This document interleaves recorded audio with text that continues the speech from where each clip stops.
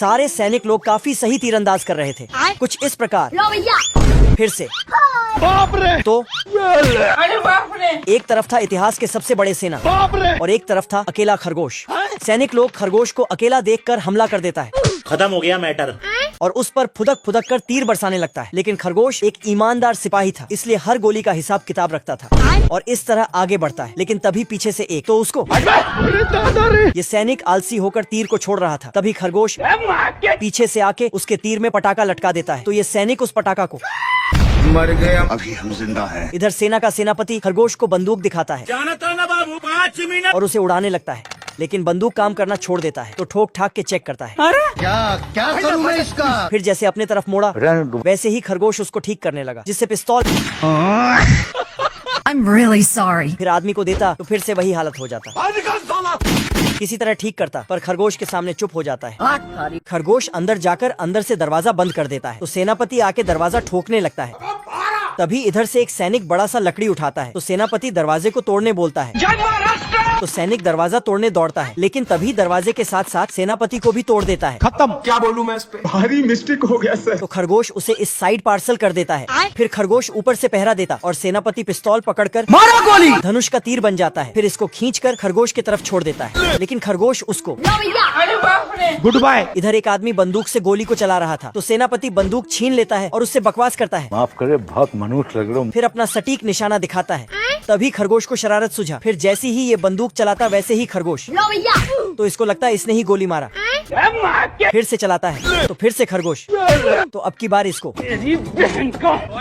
लेकिन तभी सेनापति खरगोश के कारनामे को झांक लेता है।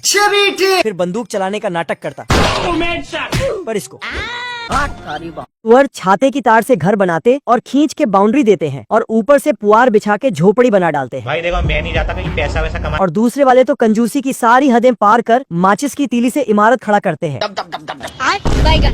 मगर तीसरे वाले अंबानी थे, वो अंबुजा सीमेंट से ईंट का महल बनाते हैं, जिसे देखकर दोनों चिलगोजा उसका मजा लेता है। वहीं से एक नमूना कमरियां लचकाते हुए आ रहे थे। तभी वो स्वर को देखते हैं, तेल का ऑमलेट बनाऊंगा। मगर नमूने को देख दोनों पहले वाले के झोपड़ी में ढूक जाते हैं। मगर नमूना घर को ही फूंक देता है। ओ भाई ये क्या है? आजा आजा। तो सुअर दूसरे वाले के इमारत में छुपने जाता, मगर तो दोनों एक सेकंड में घर तैयार करता, मगर नमूना एक तीली से घर का सत्यानाश कर देते हैं।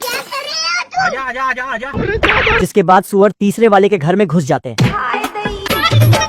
नमूना सीमेंट वाली घर को भी हल्का में ले रहा था,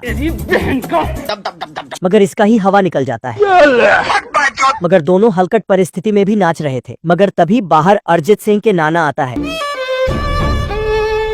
तो दोनों माधरकोट दरवाजा खोलने जाता, पर तीसरा वाला रोकता है। मगर दोनों हरामी नहीं मानता है और गायकार को भीतर लेकर आ जाता है, मगर वो गायकार नहीं नमूना था।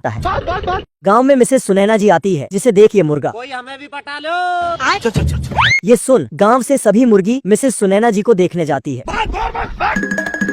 सुनैना जी सभी को आर्मी में ज्वाइन होने के लिए लेटर देती है। फ्रॉड चल रहा है। मुर्गा गांव के एक लौता मर्द सभी मुर्गी को खोजता है, मगर एक भी नहीं मिलती है। तभी उसे एक पत्र दिखता है और वो पत्र उठाकर पढ़ता है। आई एम हेल्प में गिविंग द वो जाहिल साले जानवर कुत्ते, कहाँ पढ़ा लिखा तू? पत्र में लिखा था उसकी घरवाली और समाज के सभी लैंडेज आर्मी ज्वाइन कर ली है, जिससे मुर्गा का सनक जाता है और टेंशन में पड़ जाता है। पर आज के जन्म में मेमने बाप को नकल करने लगता है। मुर्गा सभी को घर लेकर आता है, मगर सारे अंडे से बच्चे निकलने लगता है। वो एक को पकड़ता तो दूसरा भाग जाता और दूसरा को पकड़ता तो तीसरा भाग जाता, जिससे बेचारे घर में हिजड़ा बन के रह जाता है। तभी कुछ लुटेरा बच्चा चुराने आता है, आजा आजा। मगर सब मिलकर घर उठा के ही भागने लगता है। पर तभी मिसेस सुनैना जी की टीम वहाँ आती है और अंधाधुंध गोली चलाने लगती है। सभी आर्मी लुटेरा का छक्का छोड़ा देती है, जिससे सारे वहाँ से भागता है।